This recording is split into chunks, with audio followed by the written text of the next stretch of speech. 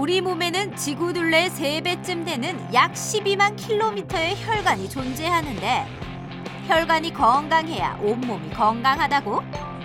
그 중에서도 심장에서 나온 혈액을 온몸으로 보내는 가장 큰 혈관인 대동맥이 제 역할을 해야 되는데 이런 대동맥에 문제가 생기면 대동맥류, 대동맥 박리와 같은 질환이 발생하고 자칫 생명까지 이를 수 있는 심각한 상황에 이를 수 있다고? 톡톡 건강 토크, 오늘은 몸속의 시한폭탄인 대동맥 질환에 대해 알아본다. 네, 보통 혈관 질환하면 혈관이 좁아져 막히는 그런 동맥경화나 심근경색들 많이 떠올리실 텐데요. 그 가운데 우리 몸속의 가장 큰 혈관인 대동맥에 문제가 생기면 자칫 목숨까지 위태로워질 수 있다고 합니다. 네, 톡톡 건강 토크, 오늘은 침묵의 살인자라 불리는 대동맥 질환에 대해서 알아볼 텐데요. 네. 그 치료 방법 가운데 일단 수술적 치료를 중심으로 얘기 나눠보도록 하겠습니다. 네. 오늘 도움 말씀 주시기 위해서 나와 계신데요. 네. 대구 가톨릭대학교 병원 흉부외과 조준우 교수 나오셨습니다. 네, 안녕하십니까? 반갑습니다. 먼저 3분 브리핑을 통해서 대동맥이란 정확하게 무엇이고 대동맥 질환에는 어떤 것들이 있는지 설명을 듣도록 하겠습니다. 교수님 부탁드리죠.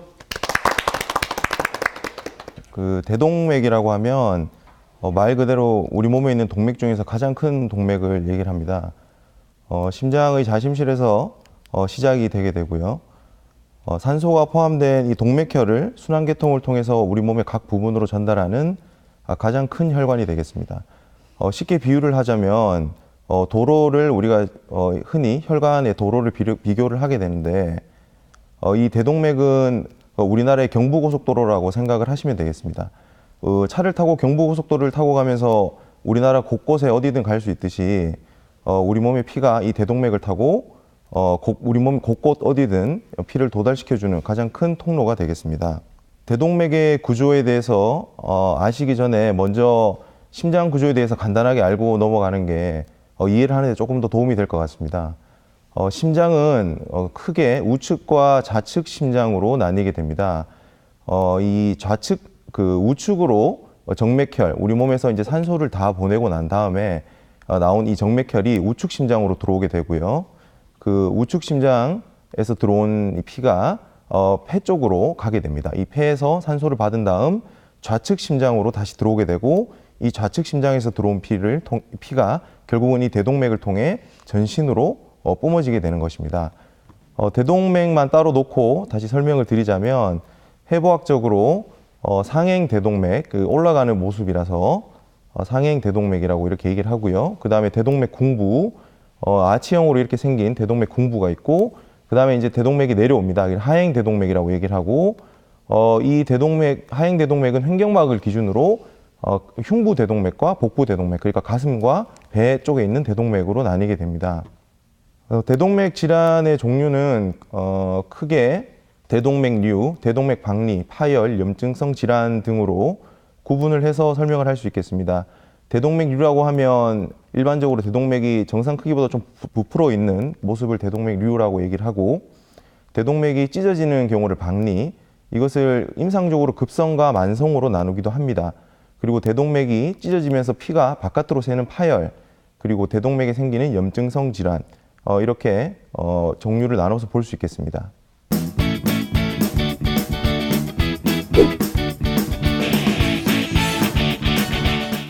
네, 대동맥 질환에 어떤 것들이 있는지 먼저 알아봤는데요. 네. 크게 대동맥류와 대동맥 박리 이렇게 있다고 말씀해 주셨습니다. 네. 교수님, 대동맥류라고 하면은 우리가 동맥류라고 많이 들어봤잖아요. 그런 것처럼 대동맥이 풍선처럼 부풀어 오르는 어떤 질환을 말하는 건가요? 네, 맞습니다. 동맥류라고 하면 우리 몸 어디든 생길 수 있는 그 대동맥이 부풀어 오르는 증상을 가지고 동맥류라고 얘기를 하고요. 대동맥류는 말 그대로 대동맥이 생긴 그 동맥류죠. 대동맥이 비정상적으로 부풀어 오른 상태라고 정의를 하는데, 정확하게는 정상 직경의 50% 이상의 그 부풀어 오른 상태가 50% 이상이 되면 대동맥류라고 얘기를 하고, 일반적인 유병률은 인구 10만 명당 5명에서 10명 정도로 알려져 있습니다. 그 오른쪽 이 그림에서 보시면 이 상행 대동맥에서 이제 하행 대동맥으로 내려가는 이 하행 대동맥 시작 부위에 이렇게 부풀어져 있는 모습을 보실 수 있는데요. 이게 이제 대동맥류가 생긴 모습입니다. 실제 저희가 이것을 이제 풍선, 아까 말씀하셨듯이 풍선에 많이 비유를 하는데, 풍선을 여러 번 불다 보면 처음에는 탄력 있게 잘 늘어났다 줄었다를 하지만 시간이 지나면 좀 사이즈가 커진 상태로 그대로 유지되는 것을 볼 수 있는데요. 대동맥도 마찬가지로 이렇게 오래 쓰다 보면 늘어나게 됩니다. 저희가 또 대동맥 질환 중에 흔히 볼 수 있는 것이 이제 대동맥 박리입니다. 대동맥 박리라고 하면 대동맥이 여러 층으로 되어 있는데 그 중에 제일 안쪽 막인 내막이 파열이 되면서 중간에 있는 중막이 내층과 외층으로 분리되어 찢어지는 것을 박리라고 합니다. 대략 인구 10만 명당 3명 정도 꼴에서 유병률이 이렇게 보고가 되고 있고요. 저희가 이제 임상적으로는 앞서 제가 해부학적으로 설명을 드렸는데 그 상행 대동맥을 침범했냐 하지 않았냐의 여부에 따라서 A형, B형으로 나누기도 합니다. 이제 A형은 상행 대동맥을 침범한 경우, 그리고 B형은 하행 대동맥만 침범되어 있는 경우를 B형이라고 보통 임상적으로 얘기를 합니다. 네, 이제 대동맥 질환에 대해서는 잘 알 수 있을 것 같은데요. 그렇다면요, 교수님, 이 대동맥 질환이 발생하는 원인은 뭔가요? 아무래도 이 혈관이 딱딱해지는 동맥경화 때문이 아닐까 싶은데 어떤가요? 네, 맞습니다.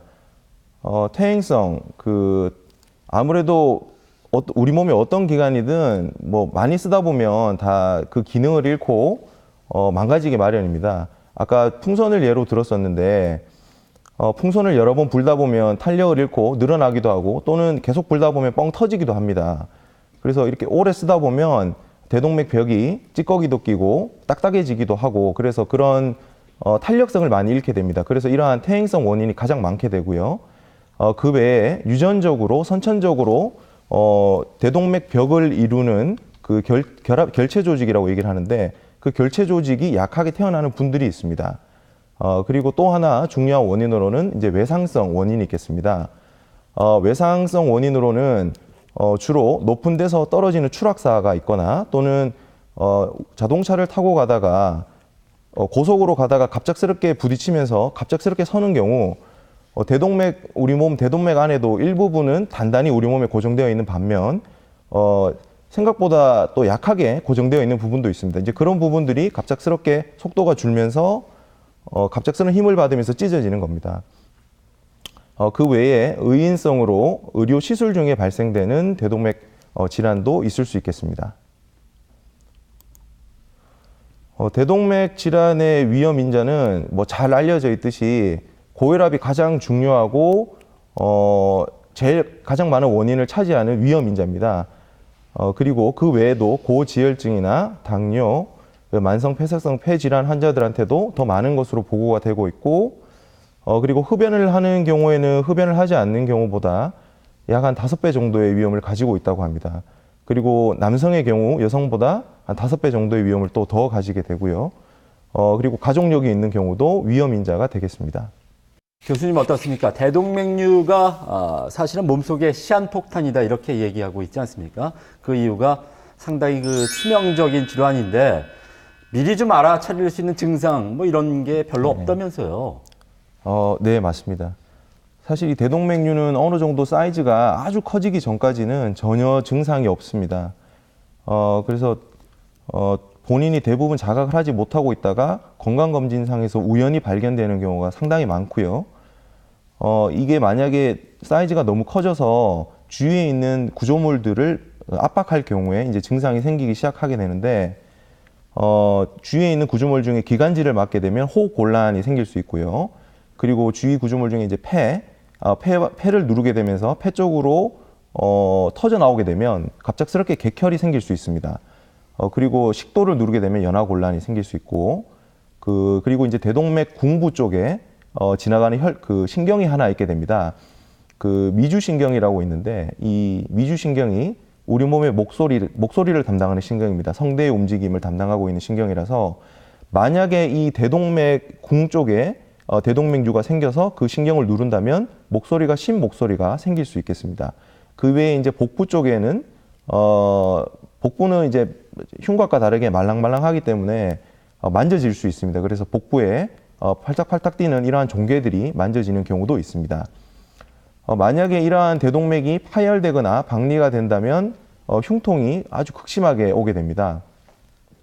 일반적으로는 발생할 당시에 그런 흉통, 통증이 가장 심하다고 알려져 있고 질환이 발생한 부위에 대부분 통증이 발생하는 것으로 되어 있습니다. 그래서 이 흉부에 발생한 대동맥 박리 또는 파열이 있을 경우는 흉통 또는 등 쪽에 통증이 올 수 있고요.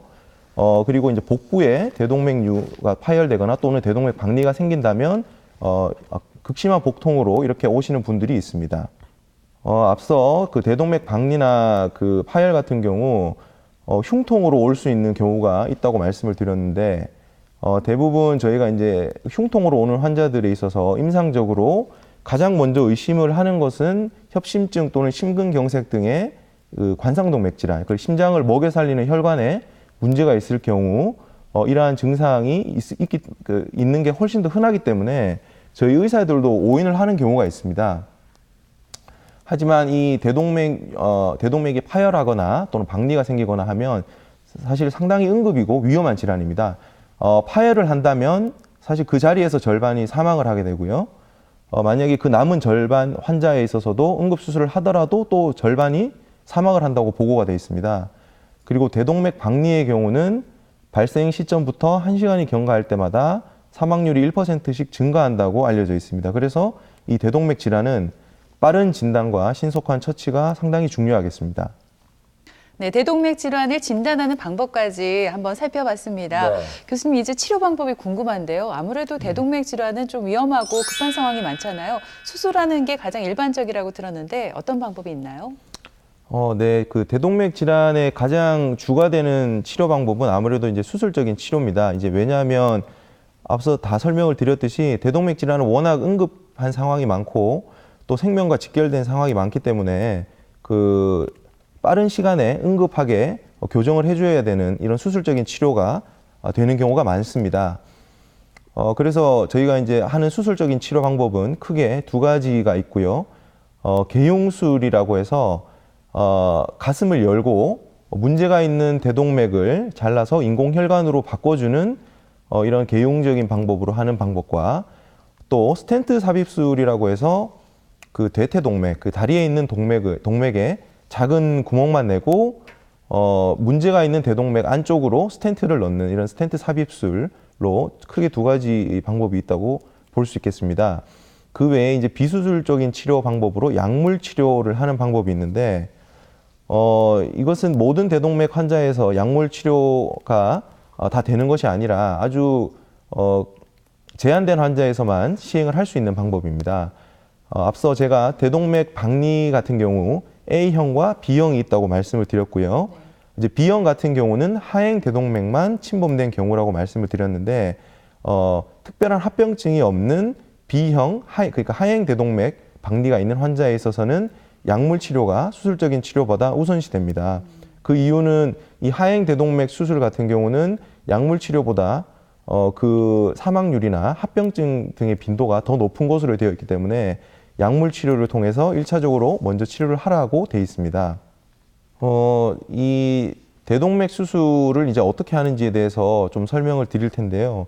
사실 이 대동맥 수술 그리고 저희 과에서 시행하는 이 심장 수술 같은 경우는 그 다른 타과 의사들도 사실은 잘 이해를 하지 못하는 부분입니다. 그래서 제가 이렇게 설명드리는 부분이 어려울 수도 있지만 최대한 좀 쉽게 설명을 드리자면 먼저 개용을 하는 방법에는 두 가지 방법이 있습니다. 이것을 저희가 뭐 하고 싶은 대로 하는 건 아니고요.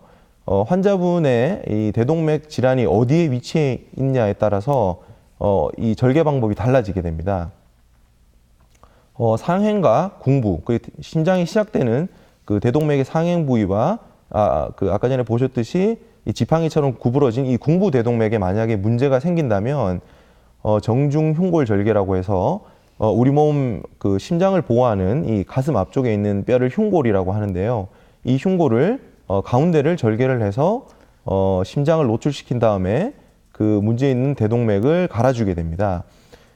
그리고 만약에 그 하행 대동맥 쪽에 문제가 있다면 이 앞쪽으로 접근하는 것은 상당히 수술에 제한이 많습니다. 그래서 앞쪽으로 하는 것은 수술이 불가하고요.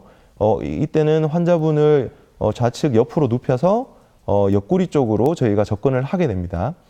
그리고 만약에 복부 동맥류까지 같이 동반되어 있는 경우는 이 가슴과 배를 같이 절개를 해서 열어주게 됩니다. 그래서 그 절개 부위가 상당히 길게 되죠. 거의 한 50cm 정도, 길게는 60cm까지 넘는 정도의 아주 긴 그러한 상처가 이제 생기게 되는 겁니다. 대동맥 수술에 대해서 먼저 얘기를 하기 전에 저희 흉부외과에서 하는 이 체외순환이라는 게 있습니다. 이거에 대해서 상당히 어려운 내용인데요. 간단하게 설명을 드리면 저희가 심장 수술을 하든 대동맥 수술을 하든 심장 내에 그리고 대동맥 내에 피가 있으면 안 됩니다. 이렇게 피가 있게 되면 수술 시야가 방해가 되고 수술을 전혀 할 수 없는 상황이 되기 때문에 그 심장 내에 그리고 대동맥 내에 피가 존재하지 않게 해야 됩니다. 그러기 위해서 사용하는 게 이 체외순환기라고 하는 게 있습니다. 기본적인 원리는 심장으로 들어가는 피를 바깥으로 빼서 동맥화를 시켜줍니다. 그래서 산소를 다시 준 다음에 이것을 필요한 동맥 쪽으로 다시 넣어주는 이러한 원리인데요. 이 사진이 저희가 실제 사용을 하고 있는 체외순환기 기계입니다. 이것은 이제 저희가 심장 수술할 때의 모습이고요.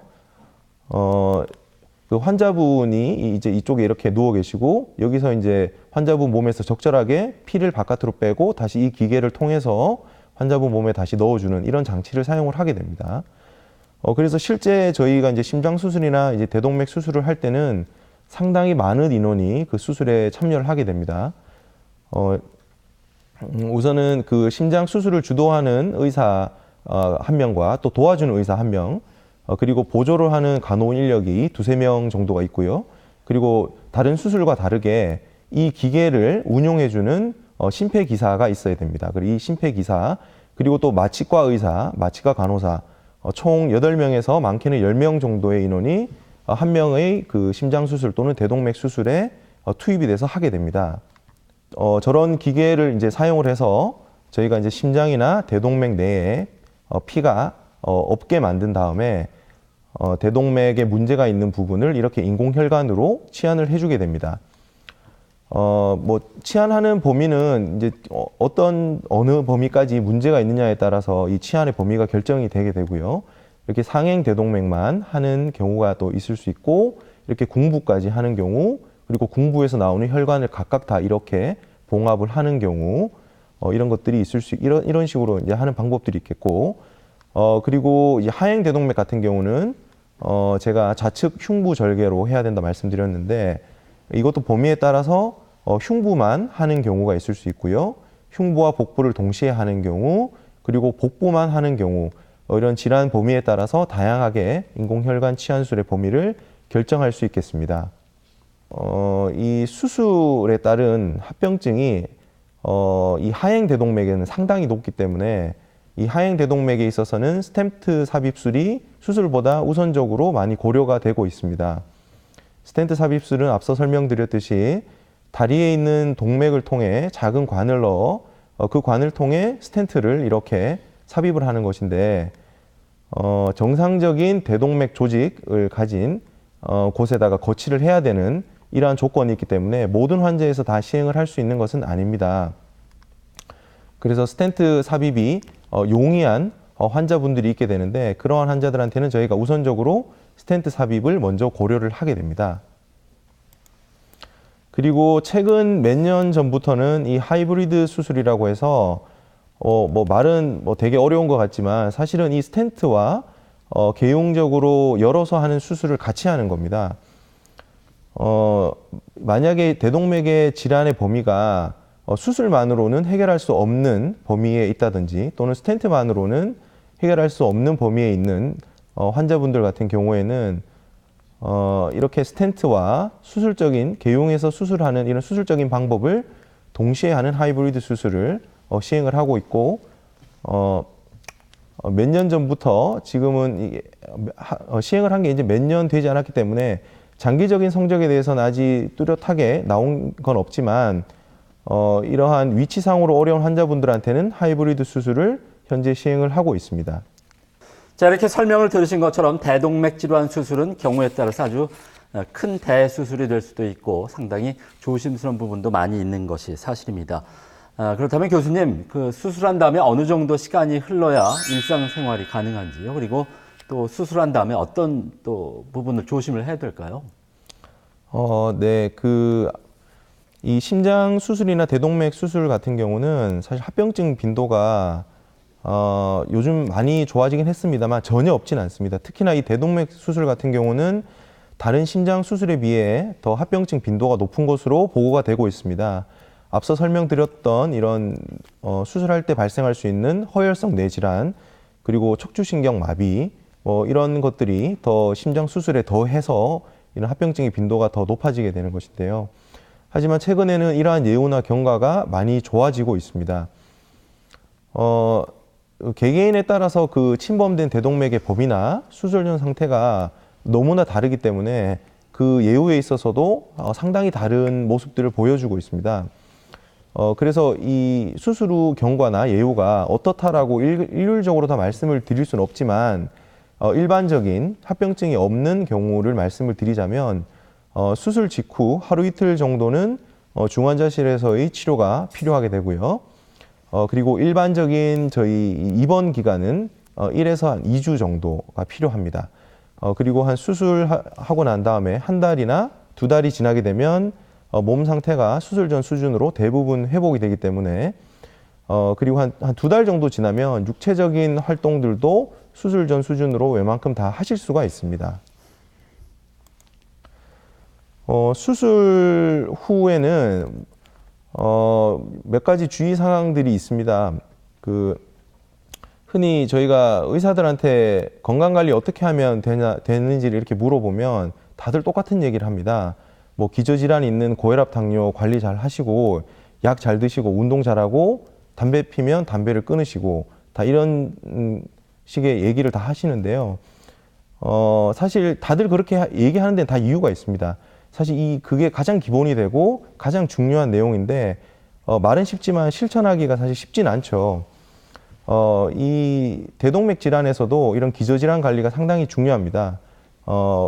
대동맥 질환의 위험 요소라고 할 수 있는 이런 고혈압이나 당뇨나 고지혈증 그리고 흡연 같은 것들을 관리를 해서 혹 수술을 하더라도 남아있는 대동맥에 또 문제가 생길 수 있기 때문에 이러한 기저질환 관리를 통해 꾸준히 대동맥에 문제가 생기지 않도록 하는 것이 중요하겠고요. 특별히 대동맥 질환을 예방하는 약이나 특별한 음식은 없습니다. 단 이런 기저질환 관리를 위한 약물, 그러니까 고혈압약이나 당뇨약, 고지혈증이 있을 때 드시는 약 같은 것들은 꼭 챙겨 드셔야겠습니다. 그리고 음식 같은 경우도 저희가 특별히 가리는 건 없지만 이런 기저질환을 악화시킬 수 있는 음식, 좀 짜게 드신다든지 너무 기름지게 드신다든지 하는 것들은 피하시는 것이 좋겠습니다. 그리고 무엇보다 또 중요한 것은 이 수술 후에 정기적인 검사를 통한 대동맥 상태 확인이 필요하겠습니다. 네, 이렇게 들으신 것처럼 대동맥 질환은 몸속의 시한폭탄, 침묵의 살인자라고도 불리고 있습니다. 그래서 특별한 증상 없이 갑자기 대동맥이 터져서 생명까지 잃을 수가 있습니다. 네, 정기적인 건강검진만이 대동맥 질환으로부터 나를 지키는 길이라는 점 명심해 주시기 바랍니다. 네, 지금까지 이 시간 도움 말씀에 대구 가톨릭대학교 병원 흉부외과 조준우 교수께서 수고해 주셨습니다. 네, 오늘 고맙습니다. 고맙습니다. 김철원 씨, 이지연 씨 두 분도 수고했습니다. 네.